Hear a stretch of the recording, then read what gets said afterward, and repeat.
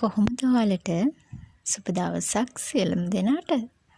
ඉතින් මගේ යාළුවෝ හම්බ වෙන්න දවසකින් තමයි ආවේ. වැඩත් එක්ක ඉතින් වීඩියෝ එකක් කරගන්න බැරි වුණා මට.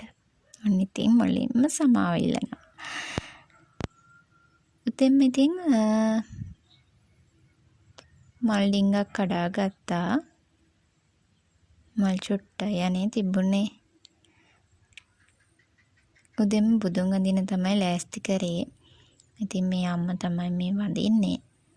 මායි අම්මයි එතකොට අපේ අයියාගේ නෝනයි අපි තුන්දෙනා තමයි උදේට බුදුන් වඳින්නේ. අයියා ඉතින් වැඩට යනවා.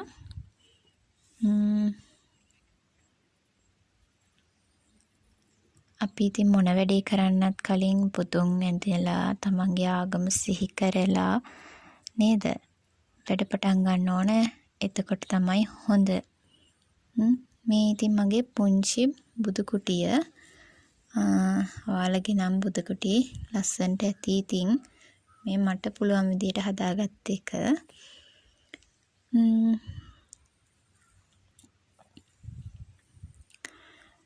ඔයාට මන් දෙයක් කියන්නම්. අපි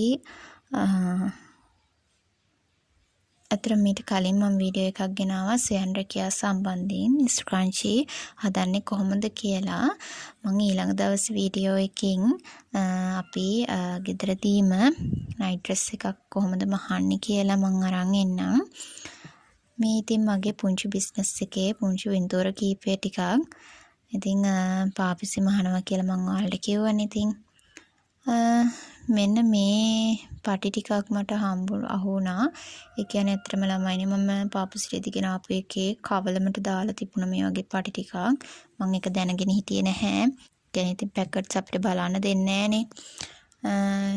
ඉතින් ඒ මල්ලක තමයි තිබුණේ. ඉතින් ඒත් මම ඒවා අයින් කරන්නේ නැතුව මම එකෙන් පොඩි වැඩක් කරන්න තමයි මේ හදන්නේ. මම ඉතින් ඒකෙත් ඔයාලට වීඩියෝ එකක් අරන් එන්නම්කෝ මොකද්ද මම ඒ ටිකෙන් කරේ කියලා.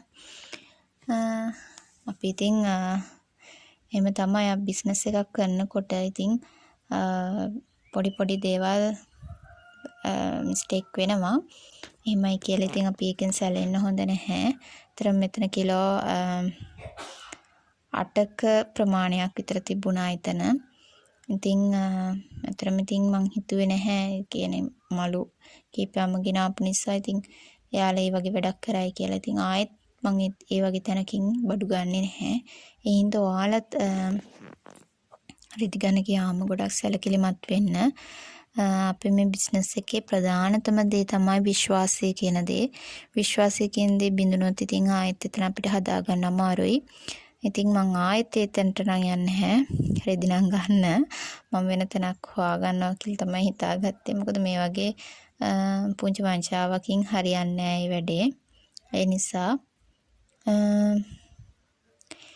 ඉතින් මට ලොකු වීඩියෝ එකක් කරගන්න බැරි වුණා. ලොකු දෙයක් ඔයාලා වෙනුවෙන්. මේ පුංචි දේත් මාව අමතක වෙන හින්දා මං ආයෙත් අලුත් වීඩියෝ එකකින් හොඳ වැදගත් වීඩියෝ එකකින් ඔයාලට අරන් එන්නම්. එතකන් සුබ දවසක් හැමෝටම.